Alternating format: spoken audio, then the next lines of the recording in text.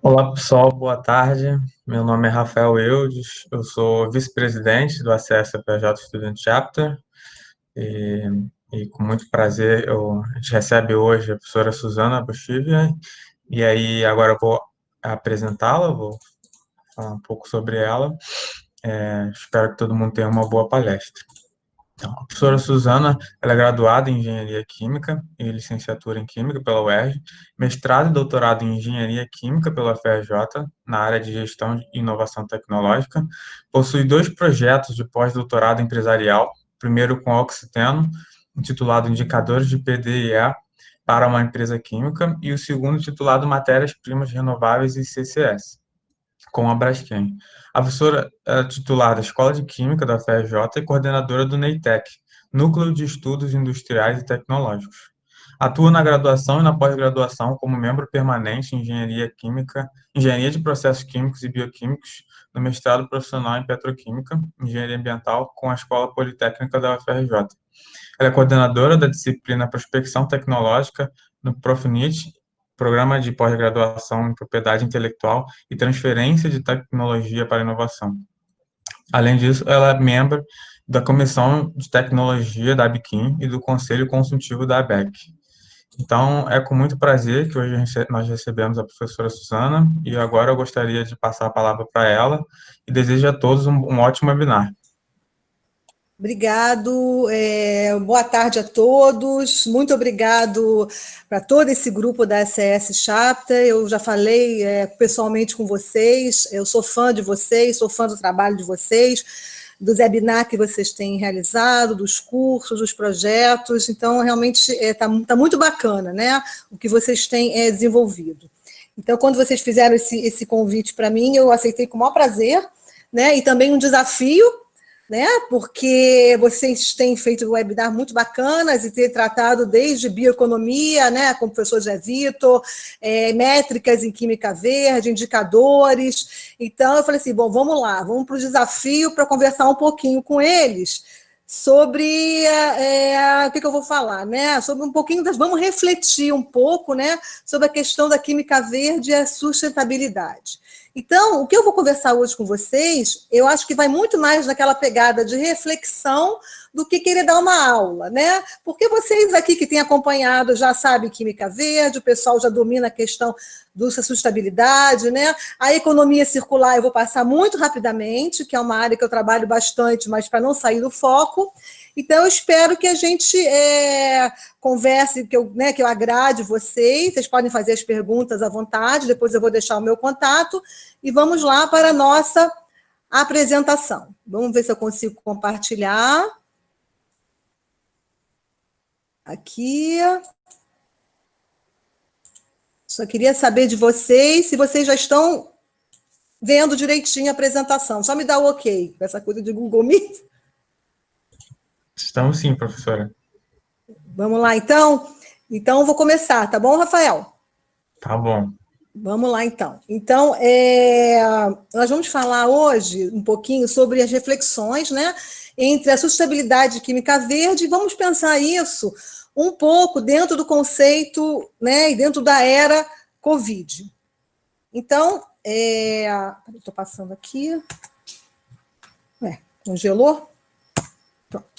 Bom, como o pessoal falou da CS Chapter, eu sou professora da Escola de Química da FRJ, né, coordeno o NEITEC, e a minha área é Gestão e Inovação Tecnológica. É uma área multidisciplinar, interdisciplinar e transdisciplinar. Então, a gente estuda desde mapas tecnológicos, economia circular, o impacto da indústria química com a economia, né? Então, a gente tem um blog sobre economia circular, que perpassa também pela química verde, pela bioeconomia, e temos um site onde nós temos vários estudos ligados a essa questão toda de prospecção tecnológica, química verde, monitoramento tecnológico. E aqui a gente pode ver, deixa eu botar aqui no ponteiro, apontador, a gente pode ver aqui as redes sociais onde a gente pode encontrar o NEITEC.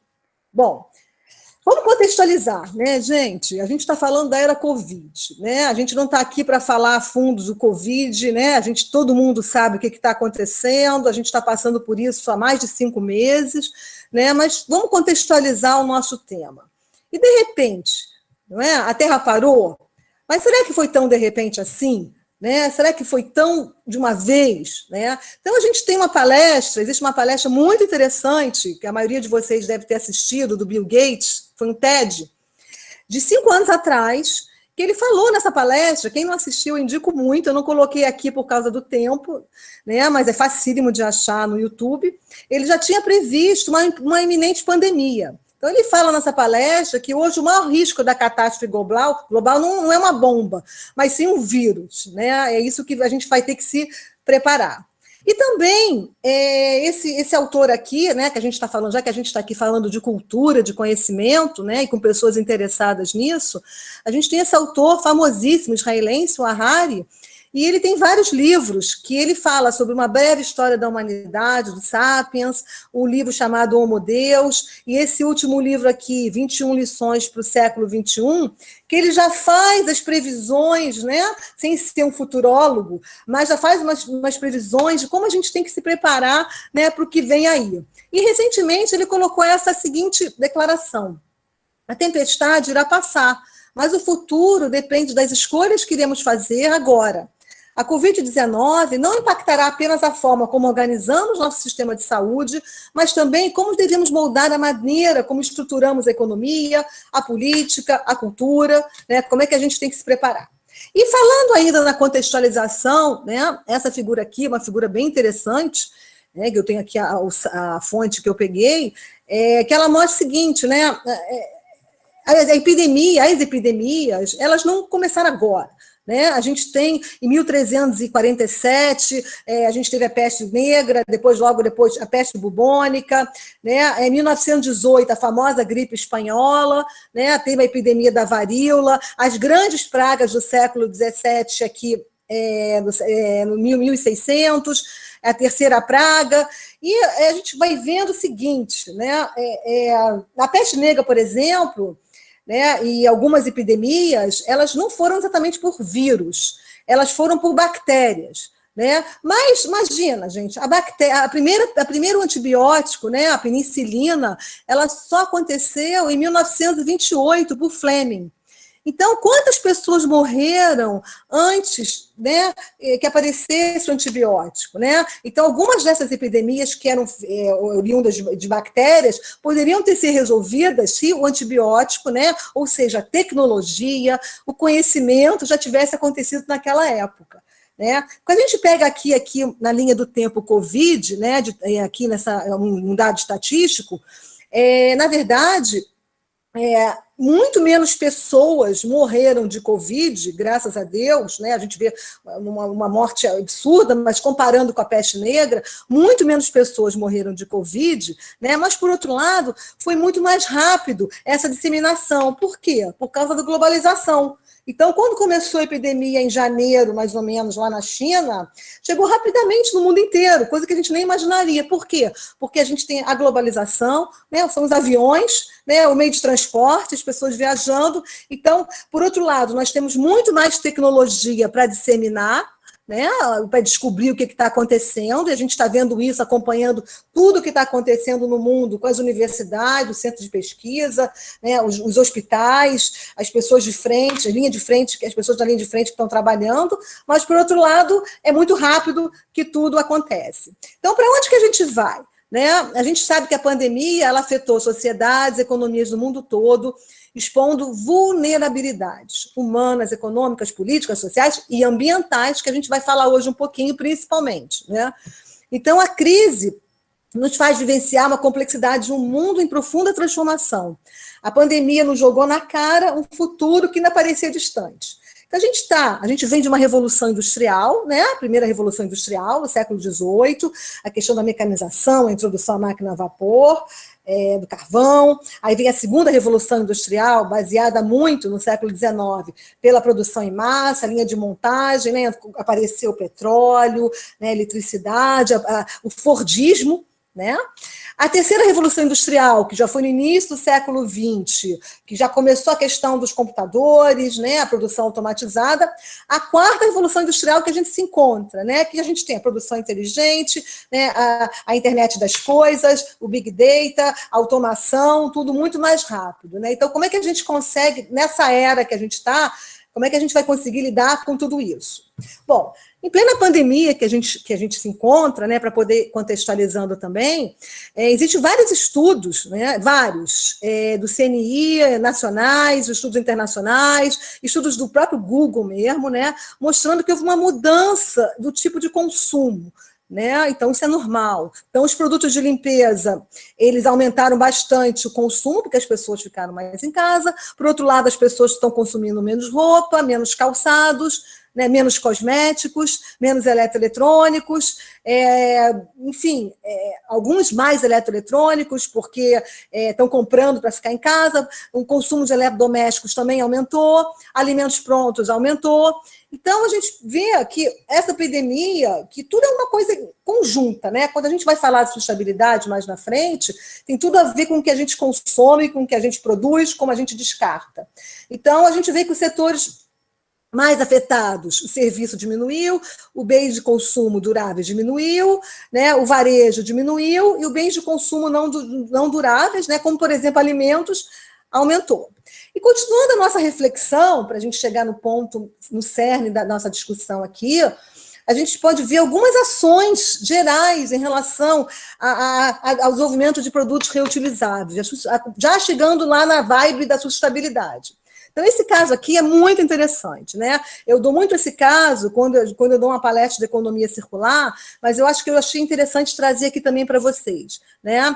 Existe um lugar, né, Bangladesh, que é conhecido como um dos lugares em relação à indústria têxtil mais desenvolvidos do mundo, uma produção têxtil absurda, que, por outro lado, tem um descarte, né, de resíduos têxteis enorme, né? Então, algum tempo atrás, preocupado com isso, um grupo de empreendedores, né, falou o seguinte: olha, nós temos um descarte enorme, por outro lado, a gente tem a questão social aqui também muito séria, porque existe um preconceito e também existe uma falta de recurso das mulheres terem acesso a absorvente, né, durante os ciclos menstruais, e com isso, essas mulheres, elas deixam de faltar ao trabalho pelo menos 3 a 4 dias por mês, onde elas são também descontadas, né? Então, é a questão de recurso, com a questão de acessibilidade, né, e com a questão da cultura. Então, esse grupo aqui, a Lapad, que é um estudo de caso bem interessante, eles começaram a fabricar absorventes a partir de resíduos têxteis, né? O que aconteceu na pandemia? Na pandemia, esses resíduos também estão servindo para fazer o quê? As máscaras faciais, né? Então, isso é um exemplo legal de empreendedorismo, né? De inclusão social, de aproveitamento do momento para uma coisa boa, de estar ligado completamente à questão da sustentabilidade. Então, isso foi um exemplo bem legal que a gente consegue mostrar para o momento atual. Outro exemplo legal, que a gente já vai começar agora a pensar um pouco a tecnologia, tá? Então eu vou chegando a alguns pontos com vocês, que no final eu vou fazer umas perguntas e eu quero ver quem me ajuda a responder. Então a gente também tem, né, nós estamos vendo vários casos, eu poderia aqui falar aqui com vocês de mais de 200, 300 casos, né? O que está acontecendo em relação à tecnologia, a rapidez, né, em relação à tecnologia nessa nossa era Covid. Então, um exemplo bem interessante, essa dessa empresa aqui, Nanox, que é uma startup brasileira especializada no desenvolvimento de produtos em relação à tecnologia, nanotecnologia, e é uma parceria com a Saelca, que é fabricante brasileira de plásticos, especializada na fabricação de brinquedos, que elas desenvolveram uma máscara reutilizável, tá, para os profissionais da saúde, né, à base de sílica e prata incorporadas à sua superfície, que conferem propriedades antimicrobianas e antifúngicas. Isso aqui é um exemplo, né, gente? Então, eles já estão produzindo as máscaras em uma escala bem grande e com preço bastante acessível, né? Então, aqui em São Paulo, com a parceria ali da FAPESP. O que mais que a gente vê, né, em relação à tecnologia? A tecnologia é tudo, né? Nós, não só porque nós somos aqui da área tecnológica, né, a gente vai ser a favor. Todo mundo sabe que a tecnologia é tudo. O que a tecnologia está fazendo também? né, dentro dos seus limites, né? Ela está conseguindo, né, criar um mutirão de produtores de vacina, né, que a gente só vai conseguir curar essa nossa pandemia com as vacinas, todo mundo sabe disso. E aqui eu botei alguns exemplos, né, desde a AstraZeneca, com a Universidade de Oxford, a Sanofi, a Merck, a Novartis, isso aqui exemplificando. E estão correndo nessas fases aqui de aprovação, porque todo mundo sabe que para a vacina ser liberada, né, existe pelo menos aqui uns 7, 8 anos. Então, existe uma corrida contra o tempo, né, de tentar, dentro dos limites, porque tem que passar pelos testes de segurança e dosagem, expansão dos testes de segurança, a fase 3, que é teste de eficácia, né, que demora mais ou menos 1 ano e meio, até a aprovação. Existe todo aquele controle, porque a vacina não pode fazer mais mal do que bem. Mas a gente vê um movimento enorme em relação ao mundo nessa corrida em relação às vacinas. É a tecnologia aparecendo aí, né? Quando eu fiz essa transparência, 10 estavam sendo testadas. Hoje eu já vi no jornal que já tem mais de 10 sendo testadas, né? E aí a gente chega no cerne da nossa discussão aqui. Que a gente vai falar de sustentabilidade, de química verde, a gente vai chegar em química verde. O que acontece com sustentabilidade? Né? A gente aqui não vai dar uma aula de desenvolvimento sustentável, o que quer dizer desenvolvimento sustentável. Eu quero chamar a atenção para os principais pontos. Né? Os principais pontos é o seguinte: nós sabemos que não existe um planeta B. Né? Nós temos que conscientizar, nós como educadores, e eu vi que tem vários professores aqui também, então nós temos alunos, nós temos curiosos, a gente sabe o seguinte: a gente não tem planeta B, a gente só tem a Terra. Né? E essa Terra mostra o quê? Que 8,6, apenas 8,6 dos recursos extraídos são reutilizados ou reciclados no mundo. É muito pouco, é muito pouco.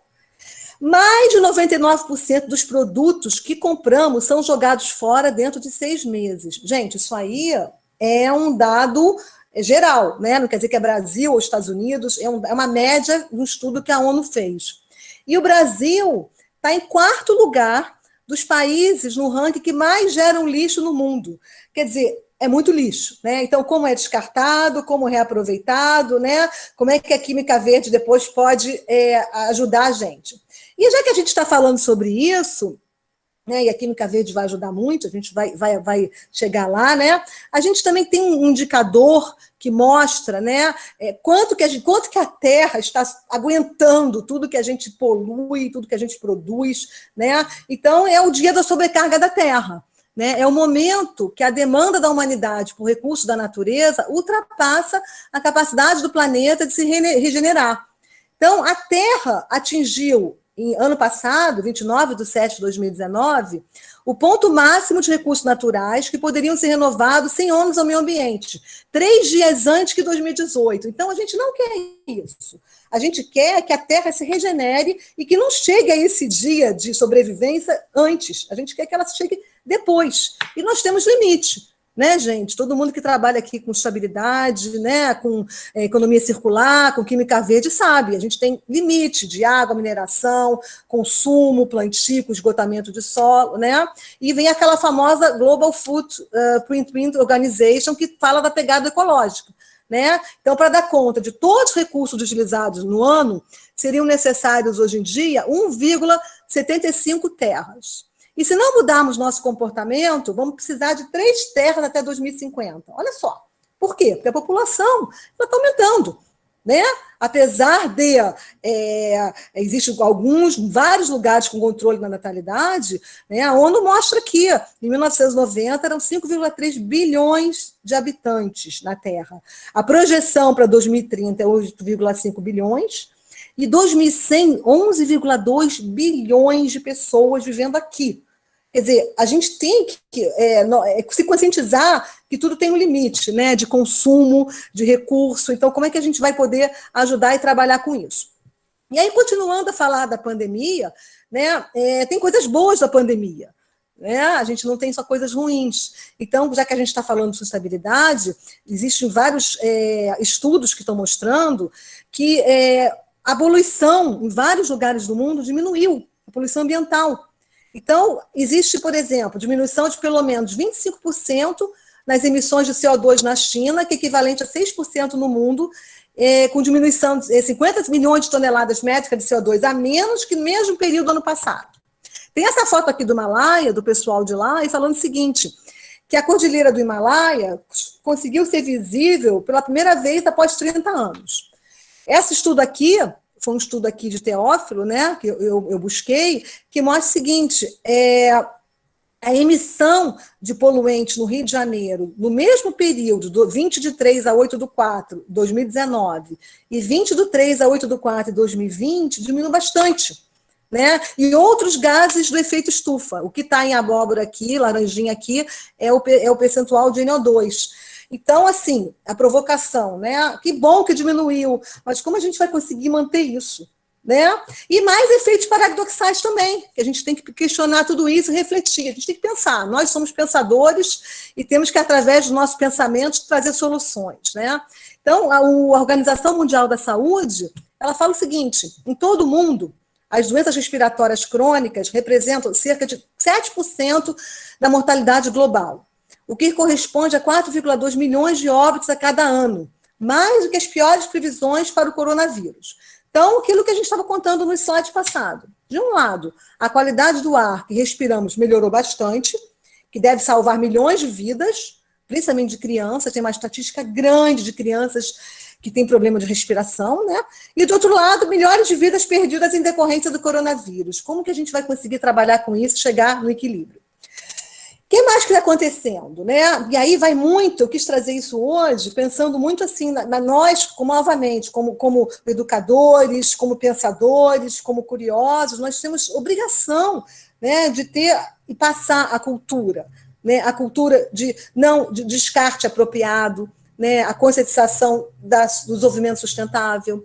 Então, eu tirei essas fotos do filme do André Trigueiro, daquele famoso jornalista ambiental, ele colocou isso no BBC, né, esse vídeo aqui é interessante, que ele fala o seguinte, enquanto a poluição ambiental melhora, devido à diminuição da atividade industrial, menor mobilidade urbana, redução das viagens aéreas, o descarte inadequado de máscaras e luvas só vem aumentando. E aí ele coloca fotos no filme, eu também não coloquei para não pesar aqui na apresentação, mas é fácil também de buscar no YouTube, máscaras e luvas no oceano, uma ilha em Hong Kong cheia de luvas jogadas, o lixo hospitalar, e aí muitos lugares do mundo com descarte. Quer dizer, nós estamos curando, né? E, ao mesmo tempo, nós, que eu digo a população, né? a humanidade, né? Não está tendo preocupação, né? Será que isso depois não vai impactar em cima da gente? E o que mais que a gente pode ver agora durante a pandemia em relação à estabilidade? A gente vê o seguinte, existe uma tendência muito grande do mundo, e principalmente as empresas, né, a questão do green money, que é investimento em operações sustentáveis. Teve um artigo no Valor Invest, logo no início da pandemia, que ele colocou isso, né, que a pandemia educou o mercado e o investimento sustentável será a regra, né, apesar que no início da pandemia, todo mundo que acompanha petróleo, o preço do petróleo, foram várias reportagens mostrando o seguinte, o petróleo baixou o preço de uma maneira que chegou a ser negativo. Aí as pessoas falaram, como o petróleo ficou negativo no início da pandemia? Como um preço pode ser negativo? Porque tinha tanto estoque de petróleo nas plataformas, né? E eles não tinham nem como distribuir, que se pagava para poder tirar o petróleo, não dava conta. Né? Então, teve uma ociosidade. Por quê? Aquilo que eu mostrei no slide passado, né? Menor mobilidade urbana, os voos aéreos pararam praticamente. Então, o que acontece? O petróleo é uma commodity que trabalha com uma questão da oferta e demanda. Então, se a demanda diminuiu, a oferta vai aumentar demais, o preço vai para o brejo. E, apesar disso, o que eu fiquei feliz, né? Tomara que a minha felicidade dure. Sempre quando o petróleo diminui, né, nos nossos estudos de energias renováveis, o preço do petróleo diminui o interesse em relação aos renováveis, né? Por quê? Porque o petróleo diminuiu e não tem mais que me preocupar, né, com as fontes de energia renovável, com biodiesel, né, com etanol e outras fontes de energia renovável. Mas, apesar disso, a gente vê vários movimentos no mundo, né, em relação a incentivo à energia renovável e principalmente aqui no Brasil. né, que nós somos privilegiados, quando a gente tem 44% mais ou menos, de fontes de energias renováveis na nossa matriz energética. Né? Então, tem tudo para dar certo, fora a nossa biodiversidade, que é a maior do mundo. E aí, continuando esse link, né, a sustentabilidade, para a gente chegar em Química Verde, vamos fazer uma reflexão um pouquinho em relação à bioeconomia e à sustentabilidade. A bioeconomia foi uma palestra super interessante, já dada pelo professor Zé Vitor, na última semana, então eu vou passar rapidamente para a gente contextualizar. Achei que é interessante pontuar também. Essa chanceler alemã, a Angela Merkel, ela já publicou isso, que agora, isso aí é questão de agora, que ela vai investir trilhões para recuperar a economia, uma direção verde. Né? O presidente francês, Emmanuel Macron, disse que é necessário reconstruir uma economia forte que proteja o meio ambiente. Existe um pacto da União Europeia, né, o Plano Verde, que propõe chegar à neutralidade do carbono até 2050. E eles também lançaram um selo verde para priorizar investimentos em atividades sustentáveis, com os objetivos de reduzir mudanças climáticas, utilizar recursos hídricos sustentáveis, incentivar a economia circular, proteger e restaurar a biodiversidade e prevenir o controle da poluição. E a OCDE, ela, em contribuição mundial, ela diz que a contribuição mundial da biotecnologia, que vai perpassar entre a saúde, indústria, produção, será na ordem de $1 trilhão ao ano. Isso quer dizer o seguinte, o mundo está atento a essa questão da bioeconomia, da sustentabilidade. Né? No Brasil, né, como é que a gente está se comportando com isso? Então, a gente tem alguns exemplos bem interessantes. Eu trouxe alguns exemplos, não dá para trazer todos.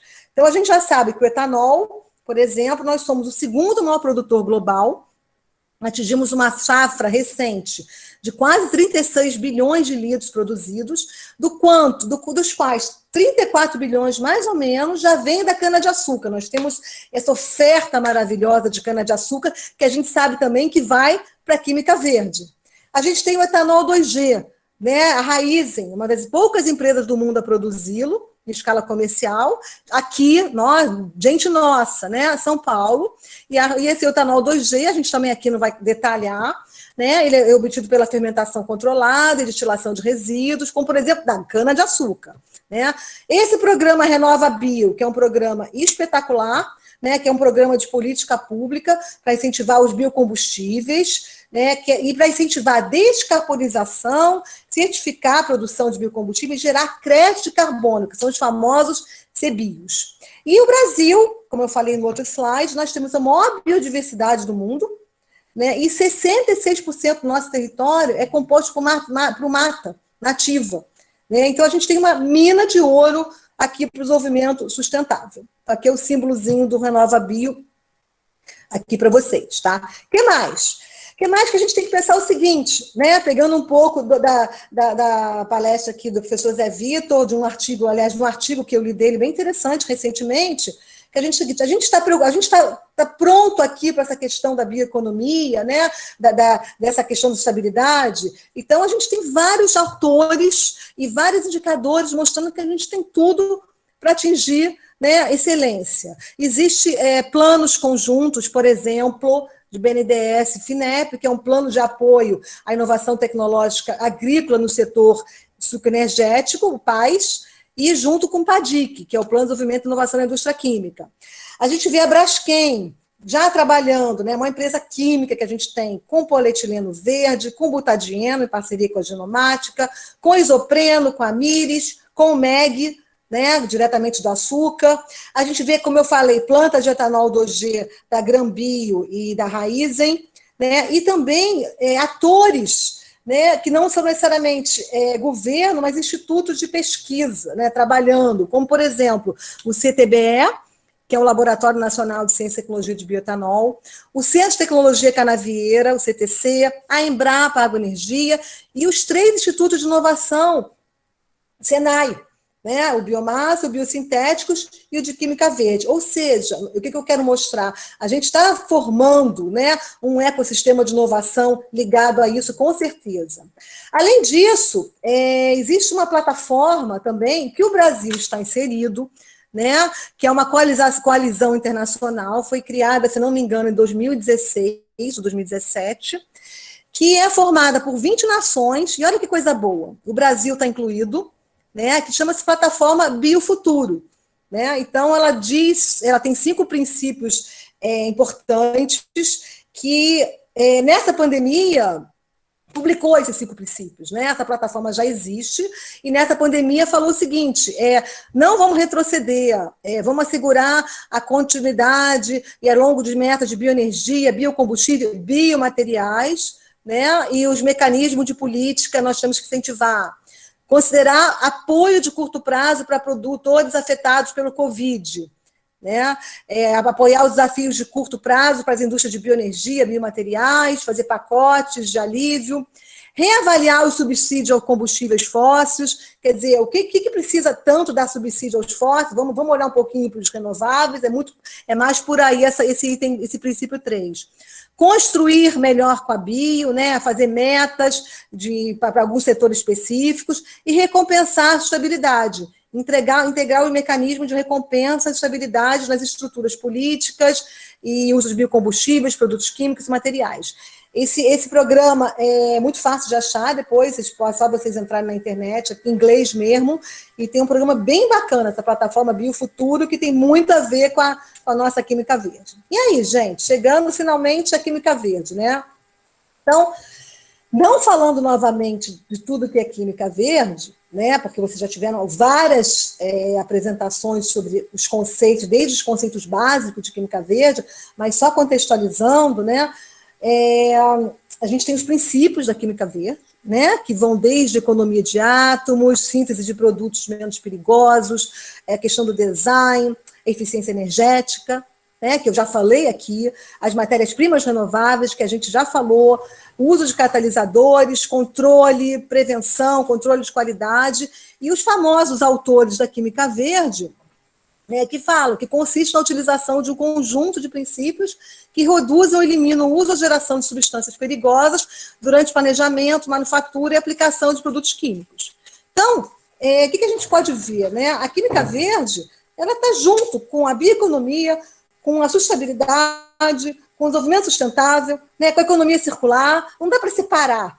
Né? São os processos, os produtos, né, que vão ter todo o cuidado para serem fabricados, como eles vão ser descartados, né, como vão poluir menos, como vai ser feito o reuso de água, como vai ser feita uma reciclagem, está tudo junto e misturado. Né? A Química Verde está dentro desse bolo todo e é tão importante como. Né? E está completamente alinhada com o desenvolvimento sustentável. Os famosos Objetivos de Desenvolvimento Sustentável, que todo mundo conhece, e está totalmente alinhada e alguns muito pontuais. Né? Então, se a gente pegar, por exemplo, aqui, consumo e produção responsáveis, né? A gente pegar aqui a alteração climática, então, bem objetivos, né? Energia acessível e limpa, alguns são indiretos, né? Que vão vir se a gente fizer tudo mais verde, mais sustentável, mas a gente vê que a Química Verde ela está totalmente alinhada com os Objetivos de Desenvolvimento Sustentável da ONU. Né?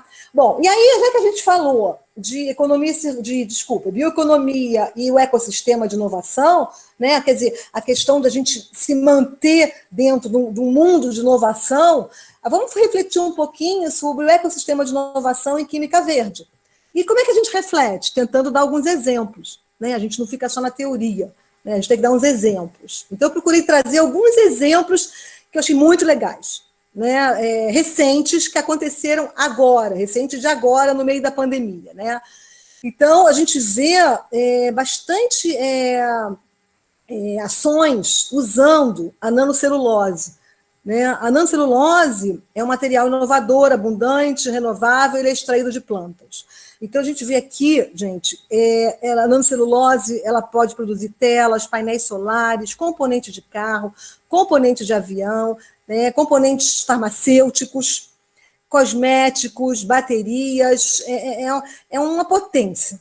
Né? Então, a gente vê agora, recente, uma notícia muito interessante da Suzano, que é a maior produtora de celulose e eucalipto do mundo, mostrando, ela avança em bioeconomia, ela só não fala a palavra química verde, né? Mas ela avança em química verde, ela avança em bioeconomia e quer substituir o plástico usando, né, para as suas embalagens, para os seus produtos, um mix de plástico renovável ou uma parte vindo de nanocelulose. Então, ela coloca essa anúncio ousado que fala o seguinte, que ela pretende substituir 10 milhões de toneladas de plásticos e derivados de petróleo por produtos de origem renovável até 2030. Então, a química totalmente verde entrando ali, né? Isso é bem, bem legal para a gente que está acompanhando. O que mais de reflexão, né? A gente tem aqui uma reflexão interessante também, atual, né? Isso aqui já é na área de biocosméticos, mas até de umas alunas que estão fazendo um projeto final, que a gente está mapeando isso, de empresas trabalhando com isso, Brasil, né? Eu gosto de dar exemplos, a gente aqui, Brasil, aqui trabalhando. Então, a gente tem a Natura, todo mundo conhece a Natura, né? Que ela, 2017, ela formou o grupo Natura Co, e em 2019, né, se tornou a quarta empresa do setor comprando a Avon. E a Natura, tem uns programas bem interessantes, né? Que é legal a gente contar, né? A gente que é da gente. Então, ela tem um programa Amazônia, um dos programas dela ligado à Química Verde, que é um negócio inclusivo e que tem a ver com o que eu falei, com a questão das máscaras lá de Bangladesh, né? Quer dizer, a Química Verde, ela tem tudo para ser inclusiva, né? E regenerativo na região amazônica. O conceito norteador do programa foi o Floresta em Pé, projetado para preservar o ciclo regenerativo da floresta. Ela contribui para a conservação de 1,8 milhões de hectares na Amazônia, junto com a rede de parceiros, tem uma rede de parceiros lá, que é o pessoal do Amapá, né, o Instituto Chico Mendes, a Secretaria do Meio Ambiente de Amazonas, além das comunidades agroextrativistas e organizações do local, né, questão da inclusão. E ela inaugurou um ecoparque, né, baseado no conceito de simbiose industrial que vai junto com a economia circular. Né? E tem aquela linha que todo mundo conhece, né, da Ecos, né, que é feita a partir de frutos da árvore de ucucuba, né, que foi ameaçada de extinção. Então, com esse programa, as árvores não foram mais cortadas e apenas seus frutos passaram a ser utilizados pelas comunidades. Então, beneficiou, né, as comunidades locais, a Química Verde atuando aí. O que mais que a gente tem de interessante, que é nosso, né, e que é atual, né, que eu acho que é um orgulho nosso, né? Eu comentei lá do ecossistema de inovação, dos 3 institutos Senai de inovação, e eu vou dar um exemplo de 2 aqui, né? Novamente, é só exemplos, né? Então, um exemplo é bem interessante, que é o Instituto Senai de Inovação de Biosintéticos e Fibras, pertinho da gente, no Parque Tecnológico, que eles estão produzindo álcool gel, 70%, e aí, novamente, a partir daquele produto que chegou para ficar, né, da nanocelulose e outros produtos naturais, e é um projeto em parceria com a Klabin, uma empresa que já gerou uma patente, a Apoteca. E outro exemplo bem interessante, que é muito também interessante e atual, que também foi agora na pandemia, que o Instituto Senai de Inovação em Química Verde, essa BRK Ambiental e a Vitaltec, uma empresa de engenharia, desenvolveram um método inédito, tá? Um método de mapeamento genético, tá? De detecção do material genético do coronavírus em rede de esgoto que chega às estações de tratamento em Macaé, foi o financiamento da Embrapi. Né? Então, o mundo inteiro sabe que pelo esgoto, pelo percentual, você consegue mapear o índice de população contaminada, né? E consegue, com isso, ir monitorando, resolver várias coisas. Né? Então, são 2 exemplos muito interessantes de gente que é da gente, né? Aqui no Brasil, perto da gente, e desenvolvendo soluções totalmente relacionadas à Química Verde e apoiando e sustentando o nosso ecossistema de inovação. Então, para a gente fechando, né, nosso pensamento. Quando a gente fala de ecossistema de inovação, né, até um tempo atrás, a gente fala muito da questão da tríplice hélice, né? É o governo, é a universidade, né? E o governo, universidade, centro de pesquisa e as empresas, né? Aquela famosa tríplice hélice andando junto. De um tempo para cá, né, a gente não pode mais pensar com 3 hélices, né? A gente tem que pensar com mais hélices. É um sistema com mais atores envolvidos, né? Alguns autores já estão falando de 7 hélices, né? Mas eu estou trazendo para vocês aqui as 5 hélices. né? Então, a gente tem que pensar, para a gente ter sustentabilidade, para a gente ter um apoio, a gente tem que pensar num ecossistema de inovação apoiado em 5 hélices, né? Com incentivos governamentais, planejamento de políticas estratégicas de curto, médio e longo prazo. Ou seja, a gente tem que olhar hoje, né? Daqui a pouquinho, um pouco daqui a pouquinho, e tem que prever a longo prazo, né? E vocês observam aqui que quem está, essa aqui tem a fonte aqui, né? Que é da onde eu peguei, depois vocês podem ir na fonte, né? Essa figura aqui é bem interessante, porque quem está dominando aqui é o desenvolvimento sustentável, né? E aí tem o sistema de política, né? Tem a questão de educação, né? O sistema econômico, o próprio sistema ambiental, né? O sistema público, o sistema cultural, a questão da informação, né? E tudo ligado à inovação, né? Então, são as 5 hélices, né? Que não pode ser só governo, universidade e centro de pesquisa e empresa particular. A gente tem um complexo, né? Que com certeza o desenvolvimento sustentável, a química verde, ele está ali. Isso aí não tem mais como tirar. Né? Isso aí a gente vai caminhar sempre junto. A reportagem, em termos financeiros, as empresas elas têm que ser sustentáveis, né? Então isso é uma coisa que não tem mais volta. Né? Até porque aquilo que eu mostrei no início, a Terra é uma só e a gente tem que viver aqui para sempre. Né? E aí, para a gente também pensar um pouquinho, a gente também pode evoluir copiando a natureza. Né? Então, eu trouxe para vocês, para a gente pensar um pouquinho, para a gente encerrando, que a gente vai evoluindo na tecnologia, né? A gente vai avançando em tudo que a gente está vendo, né? Na 4ª revolução industrial, mas olha, a natureza está aí para a gente olhar ela. Então, existe um conceito muito usado em relação à sustentabilidade, economia circular, que é a famosa biomimética, né, que é uma área que estuda os princípios criativos e estratégias da natureza, que visa a construção de soluções para os problemas da humanidade, unindo funcionalidade, estética e sustentabilidade. Então, olha que interessante, né? Esse aqui é um exemplo da parte frontal dos trens de alta velocidade no Japão, que foi baseada no bico de pássaro, Martim Pescador, como uma forma de eliminar o acúmulo de pressão atmosférica à medida que o trem passa pelos túneis. Então, a aerodinâmica da velocidade faz com que tenha menos consumo de energia e de combustível. Então, é você imitando a natureza para ser mais sustentável. E aqui também, que é um exemplo, né, de imitar a natureza, que não necessariamente seria uma química verde, mas é a sustentabilidade entrando aqui, né, são as bolhas de plástico especial para simbolizar a água, que foi utilizado na Olimpíada, lá que teve na China, né? E que foi diminuindo em 30% a energia utilizada, com eliminação e aquecimento, assemelhando-se estruturalmente às células vegetais. Então, pegou um modelo de células vegetais, os especialistas, e fizeram um modelo parecido lá no Parque Aquático, em Beijing, nas Olimpíadas. Com isso, diminuiu bastante o consumo, né, de energia, né? Porque permitiu maior passagem de luz e calor. Né? Então, está lá atendendo lá os princípios, um dos princípios lá da química verde.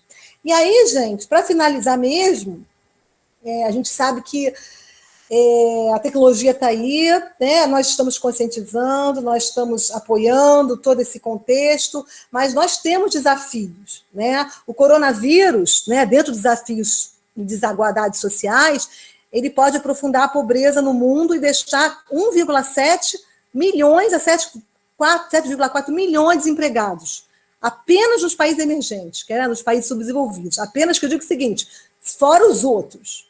Isso representa uma crise, né, maior que naquela crise que a gente conheceu de 2008, 2009. A governança global, né, essa confusão que a gente vê na política global também, como a gente vai ter que lidar com isso, né, e lida.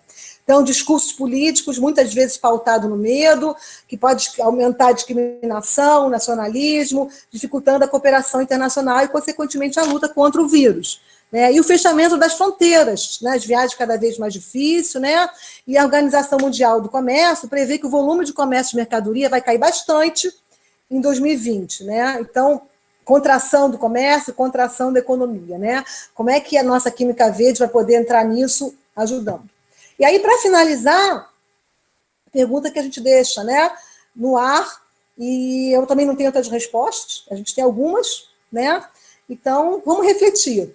A sustentabilidade e a química verde na era do Covid podem ser uma janela de oportunidade para uma maior vantagem competitiva para o Brasil? Será que a gente tem que pegar essa vibe agora e pensar para frente, né? Pensar não só no momento de hoje, pensar mais no futuro, né? Como é que a gente consegue aproveitar isso? Tanto que a gente está desenvolvendo exemplos da Suzano, exemplos do Senai, exemplos das universidades, né? Empresas, enfim, o que a gente está podendo aproveitar essa vibe para continuar depois que esse susto todo passar? E o que a gente pode fazer para acelerar isso, né? E aí, deixo para vocês aqui essas reflexões e agradecer vocês todos pela atenção.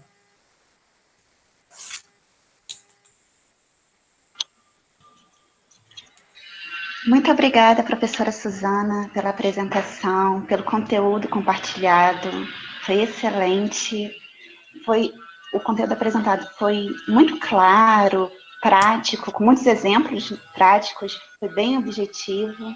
Muito obrigada. Nada, eu estou tentando aqui tirar, vou tirar a apresentação, tá? Tudo bem.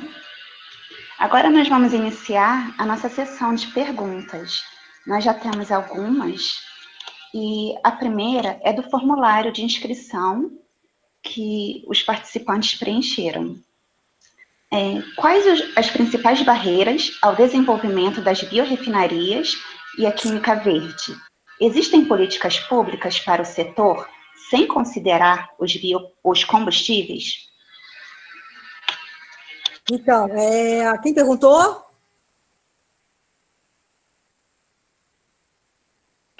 Silmara?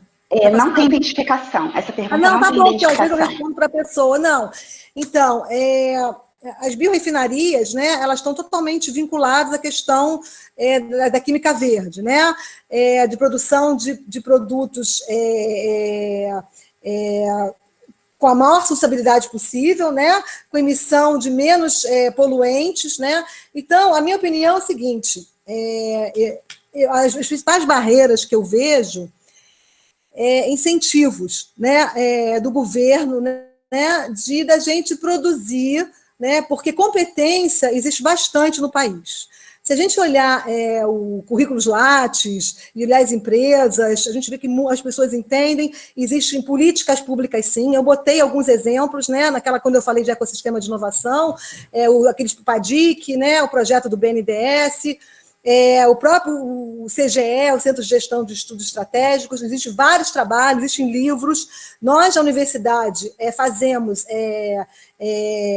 teses, dissertações de mestrado, projetos finais de curso, e eu não digo só que é na escola de química, né? A gente tem vários lugares que trabalham com isso. Então, para mim, a minha opinião, a principal barreira que eu vejo é um incentivo, né, governamental. Rapidamente, eu não quero me estender, eu tive a oportunidade de estar na Coreia do Sul há muitos anos atrás, e não foi nessa época, né, gente? Foi há muitos anos atrás, e a gente foi fazer uma pesquisa, foi um projeto junto com a COP, fui com a professora Adelaide, e a gente perguntou em alguns institutos de pesquisa, e na época, eu falei assim, poxa vida, vocês, há 20 anos atrás, isso aí, gente, eu fui há 20 anos, 15 anos atrás, estou falando coisa de 20 anos, vocês estavam com a quantidade de patentes igual a gente, por que agora, como é que, não perguntamos assim, né, tão simples, mas como é que vocês se desenvolveram tão rápido e conseguiram passar a gente em relação à quantidade de patentes? E aí é interessante, porque todos eles responderam, né? Olha, professoras, aqui existe, primeira coisa, educação. Então, assim, a educação é importantíssima, mas não é só a educação de formar mestrando, doutorando, é a educação de base, né? Não existe analfabeto. E quando a gente não tinha doutorando, doutor para dar aula, a gente capacitou nossas pessoas em outros países. Então, educação. Então, em primeiro lugar, educação. Então, eu já estou respondendo um pouco, né? Mas o que a biorefinaria tem a ver com educação? A gente tem que ter educação de base para a gente conseguir qualquer coisa, né? Não é só superior, né? E segundo, que existe aqui subsídios, patrocínios, políticas governamentais aqui forte para incentivar a gente a produzir. Por que eu estou falando isso em relação à patente? Porque a patente é um indicador tecnológico, né? Ela não é o único indicador, mas é um indicador de desenvolvimento de um país. Então, é uma maneira de se proteger alguma invenção que vai virar uma inovação. Então, um dos indicadores de desenvolvimento é a patente, né? Então, se o país está alavancando com a quantidade de patentes, e principalmente o nível das patentes, ele está indo bem, né? Então, a gente tem que incentivar a educação e tem que ter mais incentivo aqui, né, para nosso governo, para a produção local, né, e proteger aqui nossa produção local. Acho que seria por aí mesmo, sem entrar em detalhes, tá, que não vai dar tempo, em relação à questão técnica das biorefinarias. Tá? Ok. A próxima pergunta é da Lara Morim. Ela diz o seguinte: a senhora acredita que no período pós-pandemia, a sociedade irá querer compensar o tempo perdido durante a pandemia, acarretando no aumento dos níveis de poluição?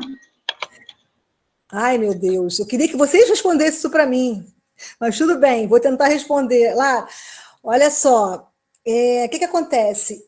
Me preocupa, né, bastante, porque aquilo que eu mostrei, né, todo mundo preocupado, né, com a pandemia, todo mundo feliz que os índices de poluição diminuíram, mas, por outro lado, sem preocupação com descarte, né? Eu tenho uma foto que eu não mostrei aqui, que é uma foto assim que abriu as lojas, logo no início, né? Voltou a abrir as lojas na Inglaterra, a Zara abriu, a Apple abriu nos Estados Unidos, no mesmo dia tinha fila na porta, né? Então, assim, eu acho que a gente vai estar melhor em relação a avanços tecnológicos, né? A gente está correndo contra o tempo, mas eu vou ser sincera, entendeu? Eu acho que os índices de poluição eles vão voltar, né? Porque o consumo vai voltar, talvez a maneira de trabalhar, como todo mundo discute, né? Vai ter mais remotamente, vai ser híbrida, né? Algumas empresas já estão começando a pensar nisso, mas eu acho que vai voltar bastante, infelizmente.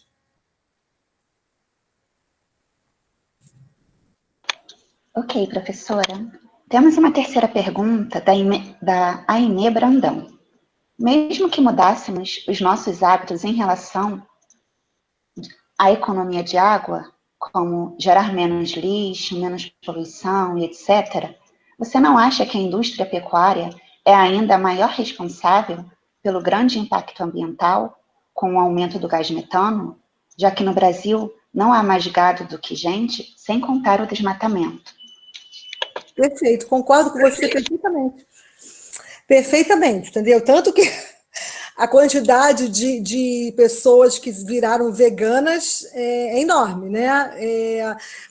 Tem até uma aluna que eu não sei se ela está assistindo, a Fernanda, que ela defende isso o tempo todo, né? Que ela virou vegana exatamente por essa questão de emissão do gás metano, né? Agropecuária. Então, assim, por outro lado, nem todo mundo pode ser vegano, né? As pessoas também têm que ter opções de não ser vegano. Então, acho que tem que haver um equilíbrio, né? A gente pode, dentro desse tua pergunta, incentivar mais a questão do biogás, né? Que a gente produzindo biogás, né, a gente consegue reverter isso, né, e produzir produtos de maior valor agregado. Então, existem vários estudos aqui no país, vários exemplos, que eu não coloquei aqui na apresentação, da questão do biogás, né? Então, eu acho que o biogás ele pode muito salvar a gente um pouco de nem todo mundo ser vegano e poluir um pouco menos em relação a essa questão da agropecuária, mas é super pertinente, né? Concordo com você plenamente. Plenamente. Ok. Temos uma pergunta do Frederico Schoen. Ele diz o seguinte: você não acha que os químicos deveriam desenvolver defensivos agrícolas verdes, pois hoje são campeões de liberação e uso de agrotóxicos? Eu acho até que, Frederico, eu não estou aqui na mão aqui não, mas já existem algumas linhas de defensivos verdes, tá? Quer dizer, os fungicidas, né, inseticidas, tudo que a gente chama de defensivos, né? Eu acho sim, tá? Eu concordo plenamente. Inclusive, que seja verde e seja sustentável no sentido de acessibilidade à população, né? Porque o que a gente vê na questão dos verdes, né? E tirando um pouco, pensando, por exemplo, no verde, num produto orgânico sem defensivo nenhum, vamos pensar nem no verde. Existe uma diferença de preço, né? Você vai no supermercado, se você compra um alface orgânico e um alface com defensivo, você vai pagar mais caro o que não tem defensivo, né? Mas como não tem defensivo, né? Mas o tratamento é mais caro e tal. Então, eu sou super a favor, já existe alguns casos de algumas empresas produzindo isso, né? E o que a gente tem que lutar é que seja economicamente viável, né? Quando a gente vê a Braskem, que é um exemplo maravilhoso, né, produzindo polietileno verde, né, que a gente sabe que é o polietileno da sacarose, né, o que ela está mais querendo, e eu conheço pessoas da Braskem, é que seja competitivo do mesmo polietileno fóssil. Né? Na verdade, se o preço é diferente, é porque não conseguiu uma escala de produção para ser competitivo. Né? O fóssil já é mais conhecido, a gente tem uma escala de produção maior, né? Então aquilo que é novidade vai custar mais caro. Então, assim, a minha esperança é que a gente consiga, assim, produzir em grande escala os verdes, e já tem produção, tá? Assim como tem os biocosméticos verdes, quer dizer, quando a gente fala de defensivo, biocosméticos, é pessoal da química fina. E o mais importante, né, quer dizer, tão importante, é ter escala, né? Porque o quanto que o consumidor ele vai estar disposto a pagar um plus a mais se aquilo é verde, né? Talvez nós aqui queiramos pagar, porque nós somos conscientes, mas o consumidor, né, gente, vai olhar para aquele alface orgânico, alface de verde, defensivo verde, vai falar, poxa, aquilo custou, tá tanto mais caro, vou levar outro mesmo, quer dizer, que nem todo mundo pode ou tem a consciência, né? Então, o futuro, para mim, é a gente conseguir tudo isso numa escala de produção com acesso à população, né? Que tudo que a gente está falando ganha escala, né? E aí vai de encontro que a primeira pergunta, que aí vem as biorefinarias, né? As biorefinarias, elas entrando numa escala, elas vão conseguir atingir isso, né? Vai competir, né? A questão fóssil, porque eu acho que a fóssil nunca vai acabar, né? Mas vamos competir de igual para igual. Por enquanto não está de igual para igual, infelizmente. Muito obrigada, professora. E complementando essa pergunta, eu acredito que o preço seja o principal limitante na aquisição, na divulgação de produtos verdes.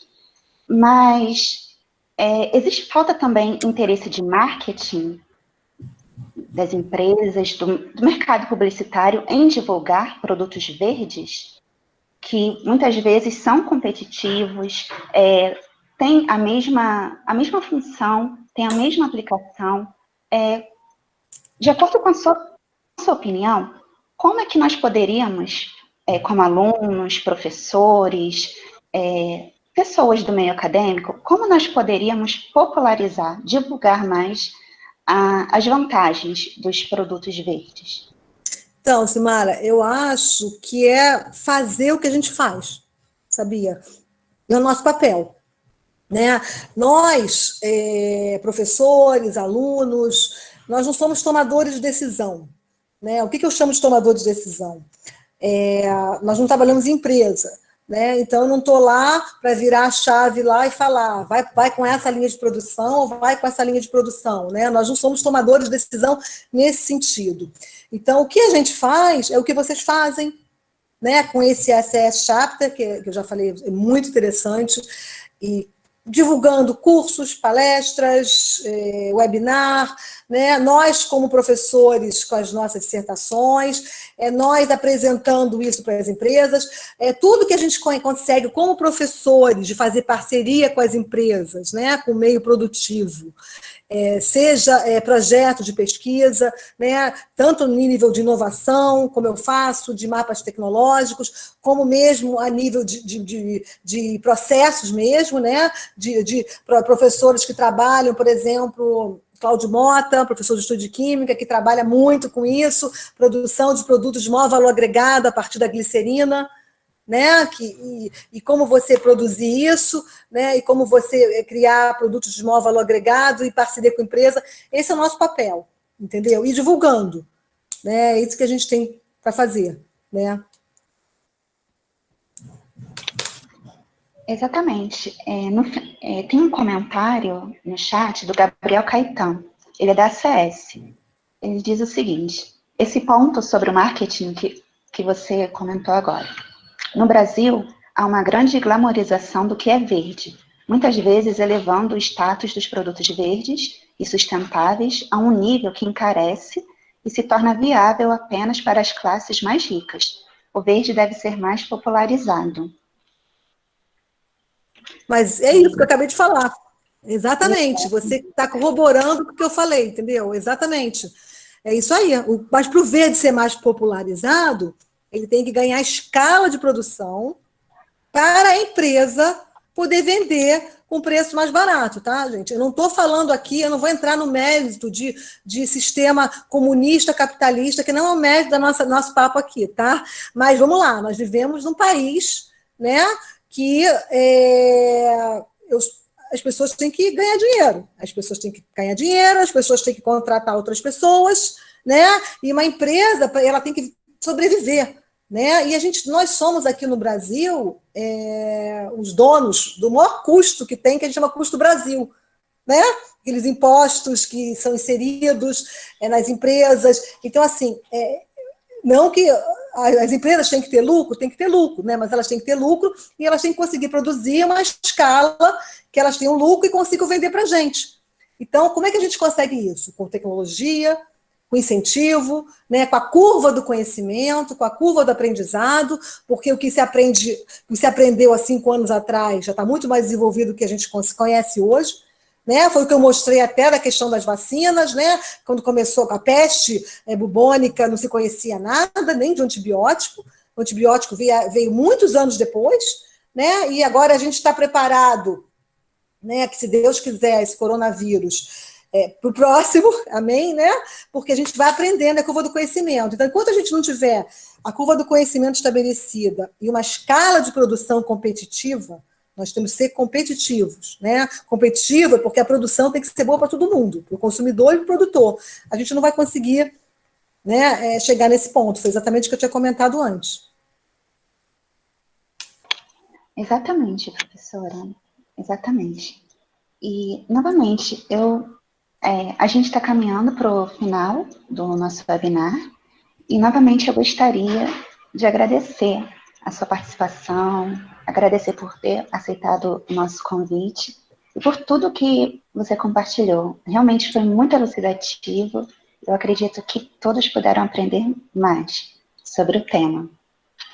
Então, agora eu passo a palavra para o Rafael, que vai fazer uns avisos finais. Obrigada, Simara. Eu que agradeço a vocês, tá? É muito bom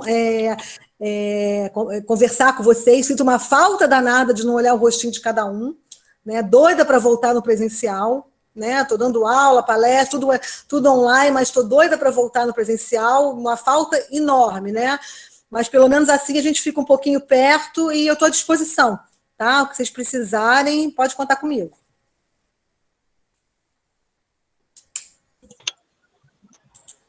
Muito obrigada, professora.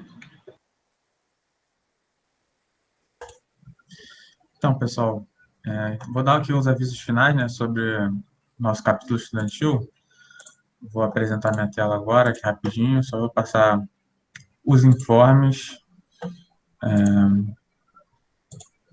Então, falando um pouco sobre as próximas atividades que a gente tem, né, começando falando um pouco mais da de hoje, né, que ela será disponibilizada no YouTube em breve, e caso vocês queiram rever essa apresentação, vocês podem acessar o nosso canal do YouTube, esse canal que está aparecendo aí na tela de vocês.